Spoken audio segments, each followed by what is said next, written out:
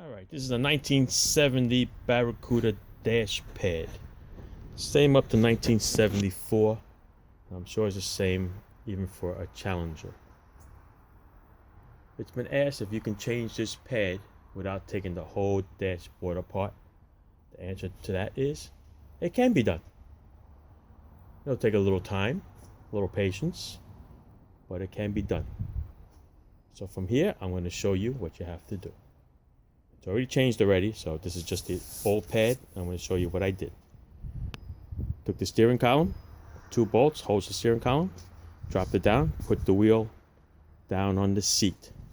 Remove the instrument cluster and everything around it. Speedometer cable, all the wiring, just drop it off to the side. Took the glove box out. The cardboard box, I removed that. Took the ashtray assembly out.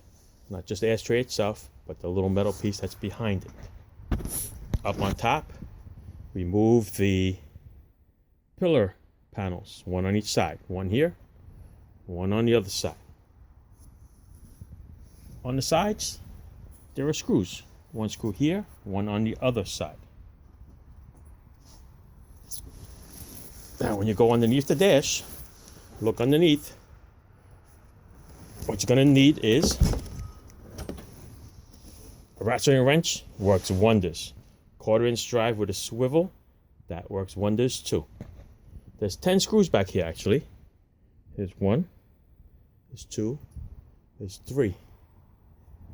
Then you got 4, 5, 6, 7, 8, 9, and one over here, which is 10.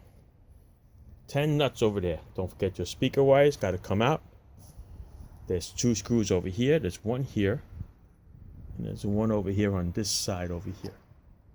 Take those 2 out, and the whole pad will lift right up. Take your time. Clean the old dash before you want to put it back. Just transfer everything, whatever you have to transfer over. Whether you have a 3-speaker dash, you have a single speaker. Transfer that stuff over. Don't forget about the grill. We got a nice one. Clean it up, put it back. Take your time. It can be done without taking anything else and without disturbing anything. This one's just changed because it looks like a little crack here. It looks like somebody punched it. No anger issues there. And this is a normal crack that they normally have. As for the VIN, okay, I'll show you what I did.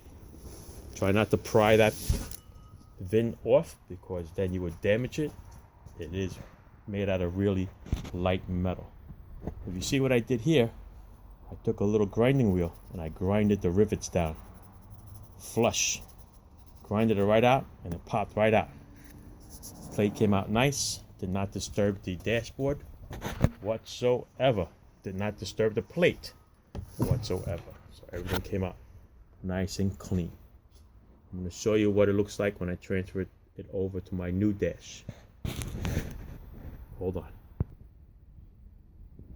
Alright, I used supposedly NOS Rosette Rivets. So you can see it here. I'm going to try to do it without the light, shining the light on it. Get a basic idea. That's hard to tell. There you go. A little better. See that? Not bad. Looks pretty good. A little paint came off the sides, but paint came off the whole pad itself. The plate. So it looks pretty good. I lined them up, put them exactly where the marks were, the corners were on the old ones, and I riveted it right back on.